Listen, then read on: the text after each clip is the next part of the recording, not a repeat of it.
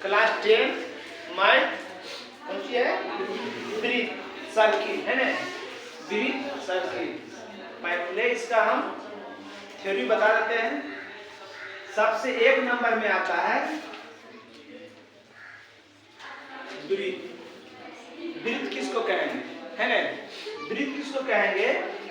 तो बिंदुओं के समुच्चय को वृत्त कहते हैं। बिंदुओं के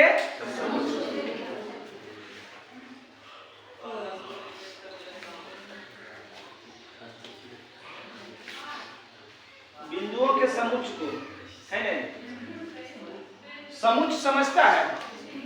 समुच्चय पहले 9th में पढ़ने का, अभी 10th में पढ़ना है, 11 में होगा या 12 में। समुच्चय किसी भी चीज का संग्रह, किसी भी चीज का संग्रह। जैसे बोलेंगे हम तियार, बछिया, बिगा, बेंगचा, बहुआरा, बकिया, सुधारी, बाछा, प्रतापू, तो किसका संग्रह बोले हम?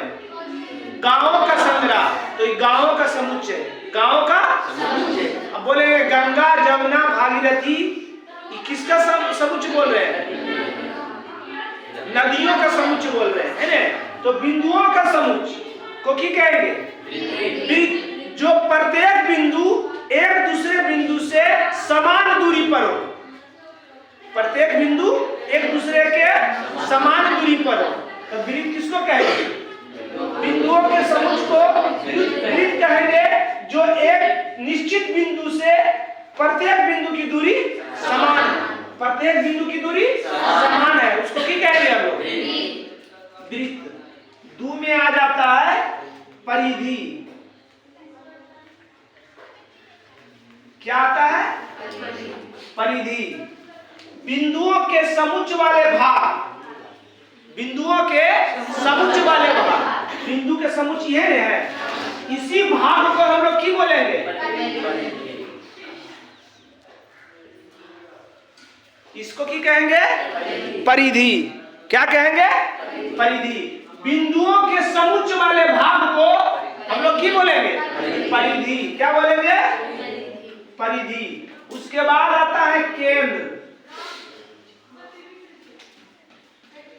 वृत्त के अंदर, वृत्त के अंदर जो परिधि के किसी एक बिंदु, वृत्त के अंदर जो परिधि के सभी बिंदुओं से समान दूरी पर हो, ऐसा वृत्त के अंदर हम ऐसा बिंदु देंगे जो इस सब बिंदुओं जो है सभी बिंदुओं से समान दूरी पर हो, उसको क्या कहेंगे? केंद्र। जिसको हम लोग ओ से सूचित करते हैं। किससे करते हैं? ओ से।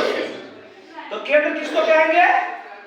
वृत्त के अंदर बिंदुओं के समान दूरी पर होता है, उसे केंद्र कहते हैं। इसे ओ से सूचित किया जाता है। कोई दिक्कत? उसके बाद 4 में आता है त्रिज्या। क्या आता है? त्रिज्या। परिधि के किसी भी बिंदु और केंद्र के बीच की दूरी को त्रिज्या कहते हैं। कि बोले?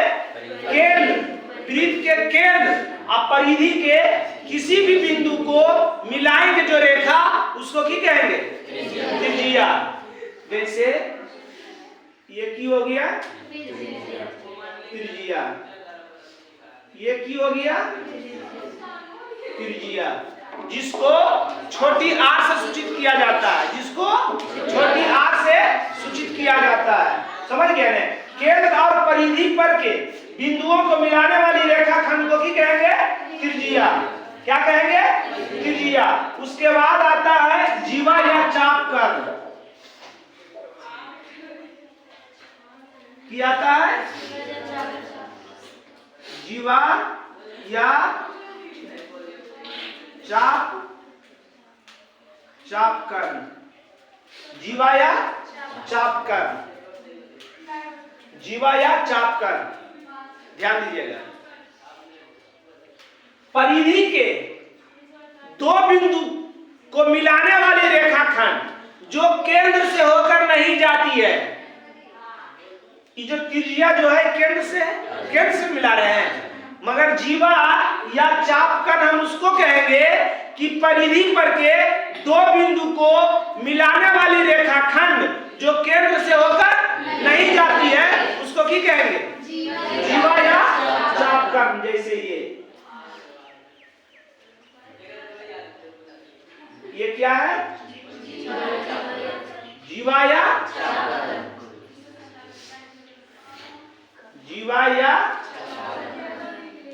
चापकन। बात समझ रहे हैं? चित्र द्वारा समझा रहे हैं। वृत्त किसको कहते हैं? बिंदुओं के समुच्चय को वृत्त कहते हैं जो प्रत्येक बिंदु समान दूरी पर है उसको की कहेंगे? परिधि। बिंदुओं के समुच्चय वाले भाग, ये सिर्फ ये वाला, ये सब ना, ये वाला कभी जो इसको की कहेंगे? परिधि। वृत्त के अंदर जो परिधि के किसी भी बिंदु से नापेंगे तो उसका दूरी समान हो उसको की कहेंगे? केंद्र। त्रिज्या। परिधि के किसी भी बिंदु और केंद्र को मिलाने वाली रेखाखंड, परिधि के किसी बिंदु कहीं से भी मिला दो, केंद्र को मिलाने वाली रेखाखंड को की कहेंगे? त्रिज्या। मतलब एक वृत्त में कोई त्रिज्या होगा, मतलब कि जितना बिंदु है उतना त्रिज्या होगा, उसका कोई लिमिट है? तो हम ऐसे पार के आपको बताए हैं, जितना बिंदु है उतना की होगा? त्रिज्या होगा। जीवा या चापकर परिधि के दो बिंदु को मिलाने वाली रेखाखंड जो केंद्र से होकर नहीं जाती है उसको की कहेंगे? परिधि पर के दो बिंदु को मिलाने वाली रेखाखंड जो रेखाखंड को जीवा या चापकन कहेंगे। क्या कहेंगे? परिधि के दो बिंदु को मिलाने वाली रेखाखंड को जीवा या चापकन कहेंगे। याद रखिएगा कि जो केंद्र से होकर नहीं जाती है। या यहाँ पर एक चीज और इसमें आ जाता है, जो केंद्र से होकर जाएगी ना जीवा या चापकन, वो उस वृत्त की सबसे बड़ी जीवा या चापकन होगा। तो मतलब ये नहीं कह सकते हैं कि केंद्र से होकर नहीं जाती है, केंद्र से होकर जाएगा। की होगा? वृत्त ऑब्जेक्टिव में पूछेगा कि जो ना किसी भी वृत्त की सबसे बड़ी जीवा कहां से होकर जाती है? केंद्र से होकर जाती है ना। तो की बोले हम? वृत्त के दो बिंदु को मिलाने वाली रेखाखंड को की कहेंगे? कहीं पर से भी दो बिंदु को मिला दो, क्या होगा? जीवा। अगर केंद्र से होकर जाएगी तो सबसे बड़ी जीवा। दो बिंदु को मिलाने वाली रेखाखंड जो केंद्र से होकर जाएगी वो की होगा? सबसे बड़ी जीवा। छो में आ जाता है व्यास। छो में आता है वैसा जीवा जो केंद्र से होकर जाती है, वैसा जीवा जो कहां से जा रहा है? तो इसी को हम लोग की कहेंगे? जिसको डी द्वारा सूचित किया जाता है, जो डी द्वारा सूचित किया जाता है। अब व्यास जो है वृत्त की सबसे बड़ी, जब केंद्र से होकर जाएगी तो सबसे बड़ी जीवा होता है, तो व्यास क्या होगा? जीवा की वृत्त की सबसे बड़ी जीवा। व्यास क्या होगा? वृत्त की सबसे बड़ी जीवा होगा। क्या होगा? व्यास किसको कहेंगे? जीवा जो है, जो जीवा केंद्र से होकर जाती है, जो जीवा केंद्र से होकर जाती है उसको की कहेंगे? व्यास। अब व्यास वृत्त की सबसे बड़ी जीवा। साथ में आ जाता है चाप। क्या आता है? परिधि पर के दो बिंदुओं के बीच वाले भाग,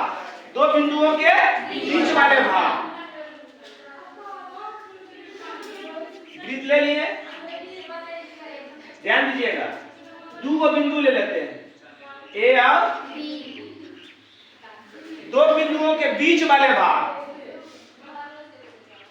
इसी को की कहेंगे हम लोग? चाप की कहेंगे। तो ये अगर नीचे ज्यादा लोगे तो ये नीचे छोटा चाप हो जाएगा, ऊपर बड़ा चाप हो जाएगा नहीं?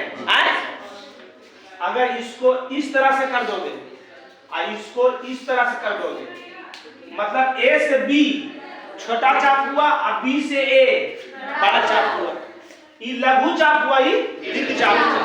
चाप किसको कहेंगे? वृत्त के दो बिंदुओं के बीच वाले भाग, दो बिंदु जो लिए हैं उसके बीच में है, उसी को की कहेंगे? चाप। चाप को प्रकार के होगा, कौन सी?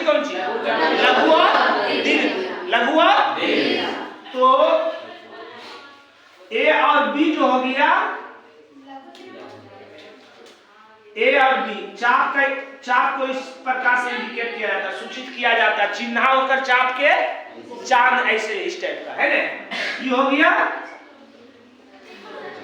लघु चाप और BA हो गया दीर्घ चाप। समझ गए? लघु चाप और दीर्घ चाप वृत्त के दो बिंदु को वृत्त के दो बिंदु के बीच वाले भाग को चाप कहेंगे। वृत्त के दो वृत्त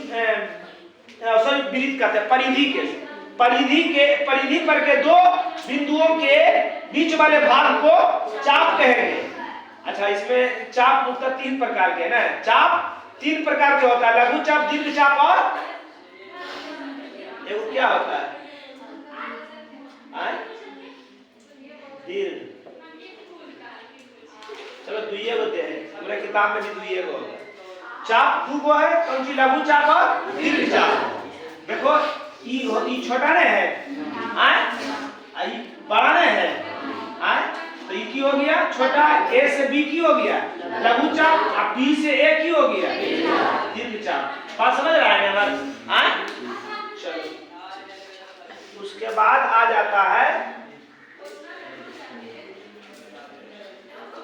हटावे इसको,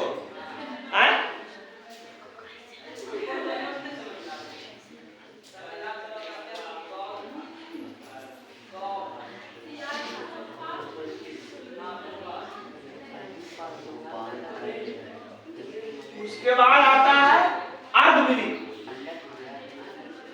अर्धविरित है ना, अर्ध मैंने की होता है आधा, वृत्त के आधा, मतलब लघु चाप और दीर्घ चाप अगर बराबर हो गया तो की हो गया? अर्धविरित। ये तीसरा है, एक लघु चाप हुआ, दीर्घ चाप, और दोनों बराबर है, जिसको की कहेंगे हम लोग? अर्धविरित। लघु चाप मैंने छोटा और दीर्घ मैंने बड़ा, अब बराबर रहेगा, ठीक है, अर्धविरित। वृत्त का तीसरा भाग है ना। वृत्त तीन भाग में, चाप तीन भाग में है, अर्ध, लघु, दीर्घ और समान। समान मैंने की लघु भी और दीर्घ दोनों की है बराबर, तो जिसको की कहेंगे हम? अर्धविरित। समझ गए? उसके बाद आता है वृत्तखंड।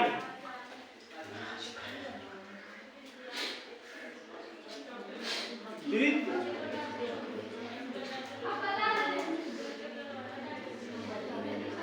क्या आता है? वृत्तखंड।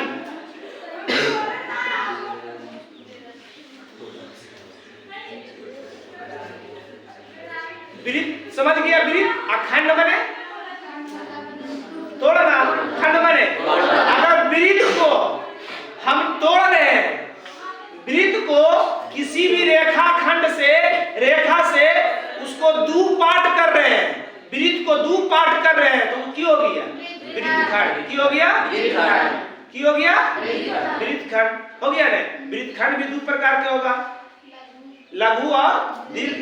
छोटा वाला लघु और बड़ा वाला दीर्घ। जैसे ये वृत्त है, अब एक हम दो पार्ट में कर रहे हैं, करते हैं दो पार्ट में, तो ये हो गया, ये पूरा क्या वृत्त है, एक दो भाग में कर दिए, तो यह वृत्तखंड हो गया। ये हो गया। जब किसी वृत्त को किसी रेखाखंड के द्वारा दो भागों में बांटा जाता है, उस प्रत्येक भाग को वृत्तखंड कहते हैं। वृत्तखंड दो प्रकार के होते हैं, लघु वृत्तखंड और दीर्घ वृत्तखंड, है ना। छोटा वृत्त का छोटा वाला भाग क्यों हो जाएगा, लघु वृत्तखंड, और बड़ा वाला भाग दीर्घ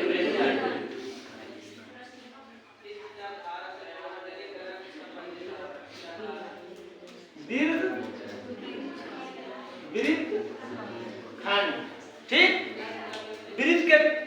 वृत्तखंड का छोटा वाला भाग और बड़ा वाला भाग दीर्घ वृत्तखंड। कोई दिक्कत? अब आ जाता है आपका, क्या आता है,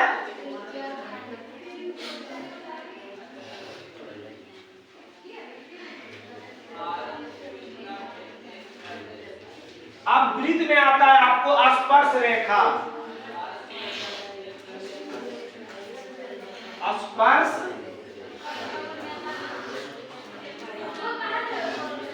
स्पर्श रेखा, है ना। स्पर्श रेखा में सबसे पहले आता है छेदक रेखा।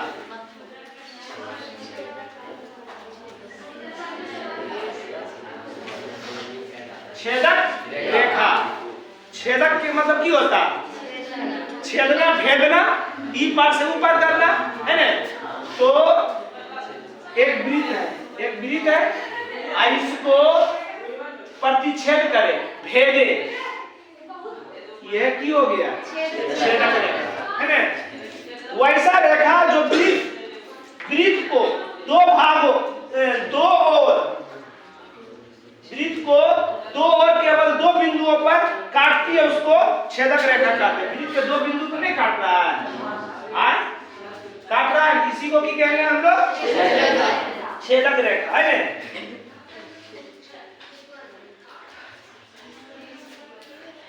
ये छेदक रेखा नहीं है, ये काट रहा है, नहीं काट रहा है, ये छेदक रेखा, याद रखिएगा, यही क्या है, छेदक रेखा। तो कहने का मतलब हो गया, वृत्त का व्यास जो है छेदक रेखा नहीं हो सकता है ना। दो बिंदु को काट रहा है, नहीं काट रहा है। उसके बाद आता है स्पर्श रेखा,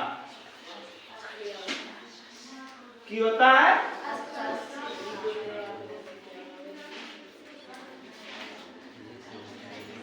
स्पर्श रेखा।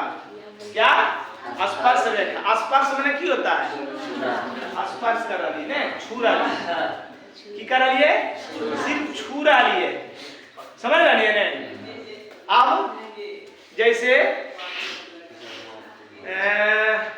रसमलाई है, कौन सी है, और खाली छू रहा, ऐसे ऐसे और निकालना ना है, मुंह में पानी आ रहा मगर खाली मजा आ रही है नहीं। अगर अगर निकाल ले तो निकल नहीं थे, वजह पर रहते गड्ढा हो गई, निकाल ले तो पकड़ा नहीं ने कि चोरैनी है, तो खाली छूबे तो पकड़ा सको ही है।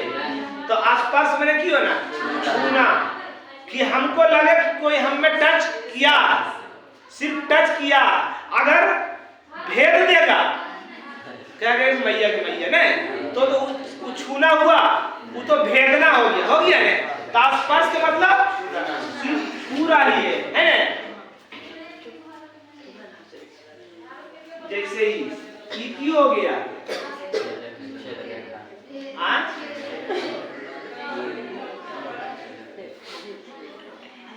क्यों हो गया,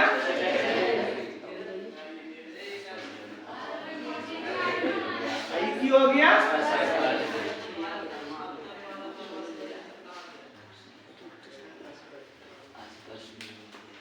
ये हो गया स्पर्श रेखा। जहां पर छू रहा वो की हो गया स्पर्श,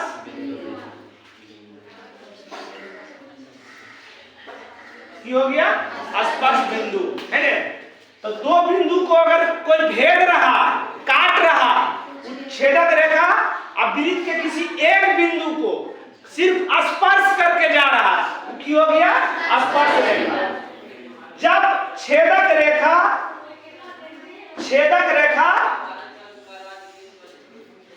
किसी वृत्त को एक और केवल एक बिंदु को काटती है उसको की कहेंगे? स्पर्श रेखा। एक बिंदु से होकर जाती है उसको की कहेंगे? स्पर्श रेखा। किसी भी वृत्त के एक बिंदु से को स्पर्श रेखा खिंचाएगा? एक को एक आप खींची दो इन बिंदुओं पर से आ रेखा एक तरफ से खींची दो, खिंचाएगा? तो एक और केवल एक बिंदु से एक ही स्पर्श रेखा खिंचाएगा। को खिंचाएगा? वृत्त पर को खिंचाएगा तो अनंत, मगर वृत्त के एक बिंदु से केवल एक स्पर्श रेखा खिंचाएगा। केवल एक बिंदु से, केवल एक बिंदु से एक स्पर्श रेखा। अगर कोई बोल दे कि वृत्त से को स्पर्श रेखा खिंचाएगा तो अनंत, तो कोई दिक्कत? वैसा रेखा जो वृत्त के एक और केवल एक बिंदु से होकर गुजरती है उसे स्पर्श रेखा कहते हैं। उसको की कहते हैं?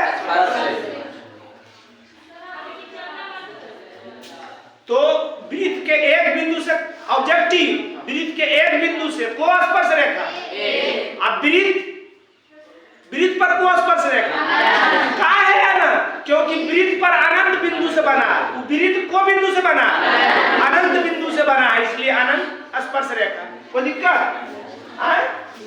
ये हो गया स्पर्श रेखा, ये हो गया स्पर्श बिंदु। बेटा से हाँ, स्पर्श बिंदु किसको कहेंगे? स्पर्श रेखा वृत्त के जिस बिंदु से होकर गुजरती है, स्पर्श रेखा वृत्त के जिस बिंदु से होकर गुजरती है उस बिंदुआ को स्पर्श बिंदु कहेंगे। की कहेंगे? बेटा रे यहाँ पर दो ऑब्जेक्टिव बन गया, यहाँ पर दो ऑब्जेक्टिव, दोनों ऑब्जेक्टिव पूछता है वृत्त के एक बिंदु से को स्पर्श रेखा को वृत्त के एक बिंदु से को स्पर्श रेखा एक और केवल, अब वृत्त पर कितना स्पर्श रेखा खींचा जा सकता है? अनंत, है ना? अब आता है उभयनिष्ठ स्पर्श रेखा।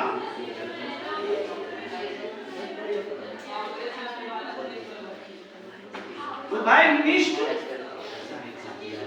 गर्भात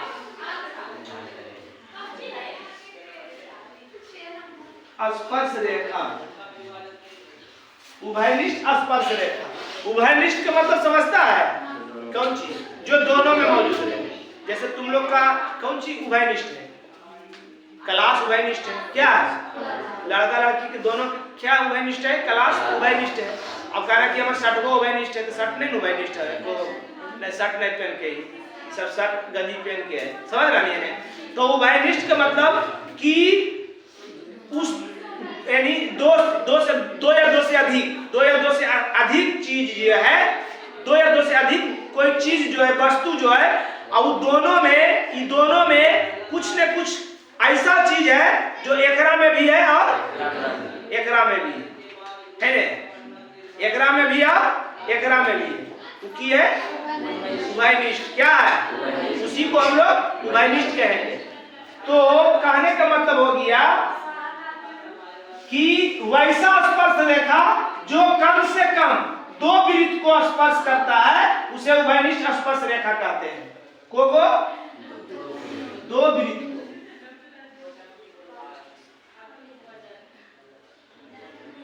ये क्यों हो गया? उभयनिष्ठ स्पर्श रेखा। ये रेखवा को कर रहा है स्पर्श, दो से अधिक भी कर सकता है, मगर कम से कम दो को होना चाहिए।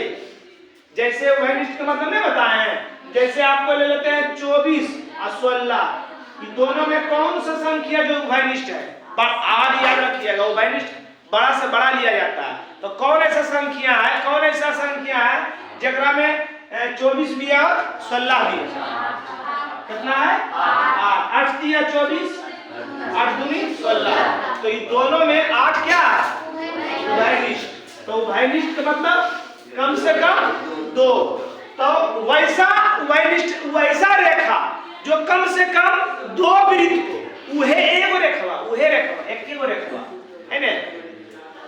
रेखवा गाना सुना है? रेखवा वाला एक रेखा जो कम से कम दो वृत्त को स्पर्श करे उसको की कहेंगे? उभयनिष्ठ स्पर्श रेखा।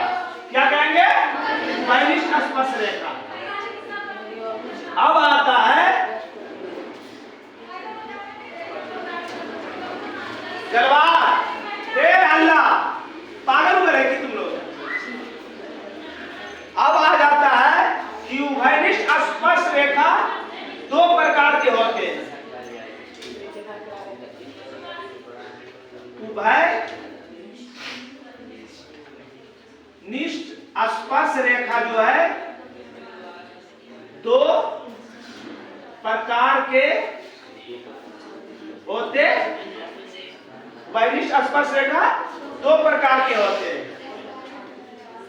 एक में है अनुस्पर्श। अनुस्पर्श उभयनिष्ठ स्पर्श रेखा लिखा है, ठीक। अधू में की है अनुप्रस्थ। अनुप्रस्थ उभयनिष्ठ स्पर्श रेखा। अनुस्पर्श क्या कह रहा है? अनुस्पर्श वैसा उभयनिष्ठ स्पर्श रेखा जो वृत्त को स्पर्श करके बाहर काटता। क्या बोले? वैसा उभयनिष्ठ स्पर्श रेखा जो दोनों वृत्त को स्पर्श करके बाहर काटे उसको की कहेंगे? अनु। जैसे देख लीजिए यहाँ ध्यान दीजिए,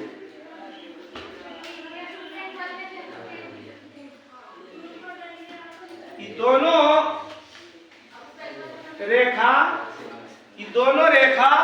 दोनों वृत्त को स्पर्श कर रहा है और कहाँ काट रहा है?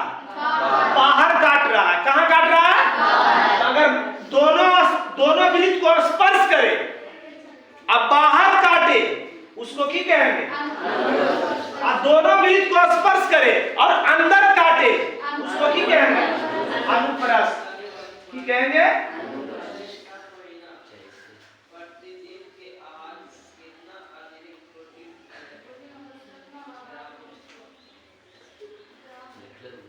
दोनों रेखा काट रहा है। कहाँ काट रहा है? अंदर काट रहा है। कहाँ काट रहा है? काट रहा है ना, तो उसको की कहेंगे? अनुप्रस्थ। अब बाहर काटेगा तो कोई दिक्कत?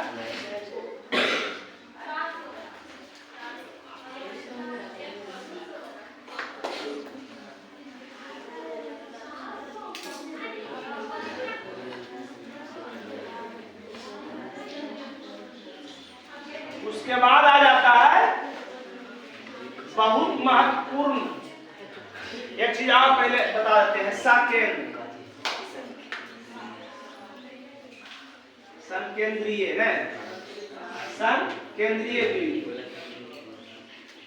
संकेंद्रीय का मतलब समझ लीजिए, क्षेत्रमिति में हम मिल जाएगा आपको, तो कहिएगा संकेंद्रीय को हो क्या? दो वृत्त जिसका केंद्र एक हो। की बोले? दो वृत्त जिसका केंद्र एक हो उसी को की कहेंगे? साकेंद्रीय। जैसे ई कौन चीज है? ई केंद्र की है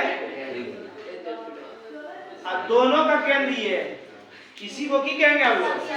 साकेंद्रीय। की कहेंगे? वैसा केंद्र जो दो वृत्त का हो, दो वृत्त का जो एक केंद्र हो उसको की कहेंगे हम लोग? साकेंद्रीय। जब दो वृत्तों का केंद्र समान होता है लेकिन त्रिज्या भिन्न होगा ना, एक त्रिज्या इतनी को रहेगा, एक त्रिज्या बड़ा रहेगा, त्रिज्या भिन्न हो, उसको की कहेंगे? संकेंद्रीय। क्या कहेंगे? संकेंद्रीय। वृत्त दो केंद्र एक, त्रिज्या भिन्न। समझ रहा है? डिजिटल बोर्ड में आएंगे तो सबको पहले टाइपिंग करके लिख देते, खाली ऐसे घसकाते आ जाता है, अगला ऐसे घसकाते आ जाता है, मगर 4 लाख लगता है, कहाँ से लगाएंगे? जितना ससुराल वाला हमारे जेवर दल के है, ससुराल मतलब जेवर जितना बेच भी देवे तब वो 4 लाख नहीं होते। समझ रहे हो बात? कहाँ से होगा? चलिए आ जाइए। अब जो आता है सबसे इंपोर्टेंट, इससे हर हाल में क्वेश्चन रहेगा। जितना भी सेट देखोगे, अभी ऑब्जेक्टिव सेट जब मरवाएंगे तो उसमें देखोगे मिलेगा ये आपको उभयनिष्ठ स्पर्श रेखा की संख्या,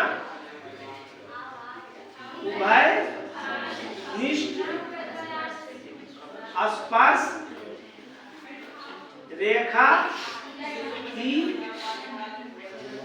संख्या। क्या कह रहे हैं? उभयनिष्ठ स्पर्श रेखा की संख्या। फोन नहीं ना आएगा रे।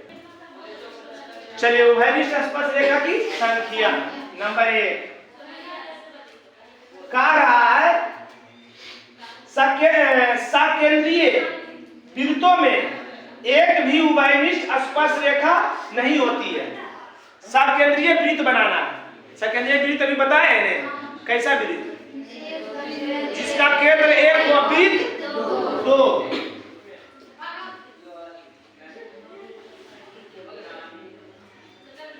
एकदम एक को वो उभयनिष्ठ स्पर्श रेखा नहीं होगा। जैसे इसका स्पर्श रेखा करो तो इसका स्पर्श रेखा किया, मगर ये बड़का बिंदुआ का की किया? क्या किया? छेदक किया। क्या किया? बड़का बिंदुओं का ये जो स्पर्श रेखा है, ये स्पर्श रेखा जो है, एक जो रेखा है कि छोटका को स्पर्श किया लेकिन बड़का को बड़का का छेदक रेखा होगी या छोटका का स्पर्श रेखा होगी। और उभयनिष्ठ के मतलब क्या होना चाहिए कि एक रेखा 2 वृत्त को स्पर्श करे। तो कर रहा है, अगर बड़का पर स्पर्श कराए, तो छोटका से कोई मतलब ही नहीं, एक के वृत्त को स्पर्श कर रहा है। तो कहने का मतलब हो गया सकेंद्रीय वृत्त में एक भी उभयनिष्ठ स्पर्श रेखा नहीं होता है। क्या बोले? सकेंद्रीय वृत्त जिसका केंद्र एक हो वृत्त 2। ध्यान दीजिएगा, इससे हर हाल में रहेगा ऑब्जेक्टिव, इससे हर हाल में रहेगा ऑब्जेक्टिव। जिसका केंद्र एक हो वृत्त 2, उसमें एक भी उभयनिष्ठ स्पर्श रेखा नहीं होगा। एक वो स्पर्श रेखा है लेकिन बड़का के लिए वो की हो गया छेदक। अगर बड़का का स्पर्श रेखा किए तो छोटका से कोई मतलब है नहीं। स्पर्श उभयनिष्ठ स्पर्श रेखा का मतलब हुआ कि एक रेखा 2 वृत्त को स्पर्श करे। देखो कर रहा है, नहीं कर रहा। 1 नंबर खत्म। नंबर 2 अगर 2 वृत्त छेदक हो, 2 को वृत्त छेदक बने, दोनों वृत्त छेदक बने काटना, छेदक बने दोनों वृत्त काट रहा, 2 वृत्त काट रहा कि लिखेल रहेगा क्वेश्चन में कि यदि 2 वृत्त काट रहा है तो उसमें कितना स्पर्श रेखा होगा, कितना उभयनिष्ठ स्पर्श रेखा खींची जा सकती है। तो देखो इस पे को खींचा सकता है।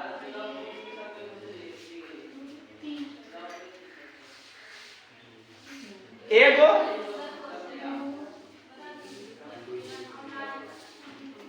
और बताओ तो कहाँ बताओ दीदी? 2 वृत्त एक दूसरे को काटती है तो उसमें केवल 2 स्पर्श रेखा होगा, उसमें केवल 2 स्पर्श रेखा होगा। और कैसे खींचा सकता है? कभी देख ले खींच के, अगर यहाँ से खींचते हैं तो एक कोई मतलब नहीं, यहाँ से खींचते हैं तो एक काट रहा है, एक काट रहा है। की बोले जब पहला था सकेंद्रीय वृत्त में एक भी उभयनिष्ठ स्पर्श रेखा नहीं। अब दूसरा में क्वेश्चन रहेगा कि जब 2 वृत्त एक दूसरे को काटती है तो कितनी उभयनिष्ठ स्पर्श रेखा खींची जा सकती है? तो को है ना। क्वेश्चन नंबर 3, क्वेश्चन नंबर 3 कि यदि क्वेश्चन नंबर 3 रहे कि यदि 2 वृत्त एक दूसरे को स्पर्श कर रही है, 2 वृत्त एक दूसरे को स्पर्श कर रही है, 2 को वृत्त खींचिए, आई दोनों काटे ना स्पर्श करे, ये काटे ना स्पर्श करे, तो कितना उभयनिष्ठ स्पर्श रेखा होगा, देख लीजिए। को गो हुआ, एगो, दूगो,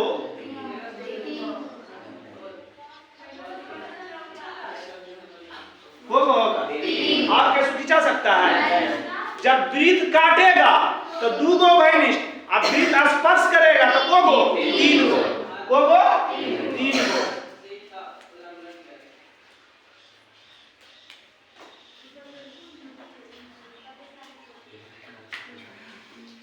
मिटाते हैं इसको।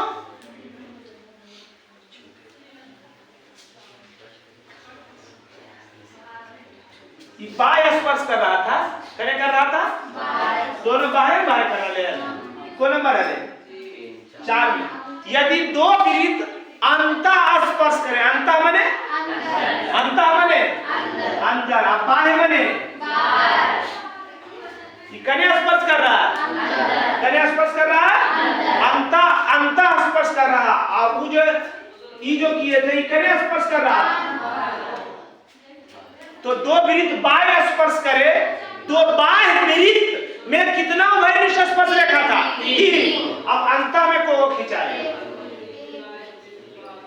आप कैसे खींचा सकता है? जैसे भी खिंचाओगे तो वो छेदक हो जाए, होगा कि नहीं? तो बाहर स्पर्श करे तो को गो। अब चित्र के साथ बता रहे हैं तो याद रहना चाहिए। और अंदर स्पर्श करे तो क्वेश्चन रहेगा, क्वेश्चन के साथ अगर चित्र बना दिए तो आप आराम से संख्या बता सकते हैं, जैसे अभी बता रहे हैं। बाहर है तो को गो बताए थे, अंदर रहेगा तो एक। अब आ जाता है को गो होगा 5 को गो। यदि दो वृत्त अलग अलग रहे, कौन सी दो वृत्त तो को गो स्पर्श रेखा होगा। देखिए खींच के,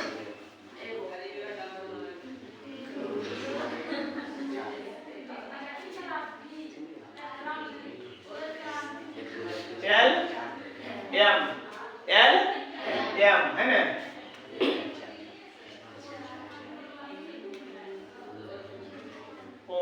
को गो हुआ, यहां से छूट जाएगा। को गो हुआ 4। तो दो वृत्त अलग अलग रहे तो को स्पर्श रेखा आप कैसे खींचा सकता है?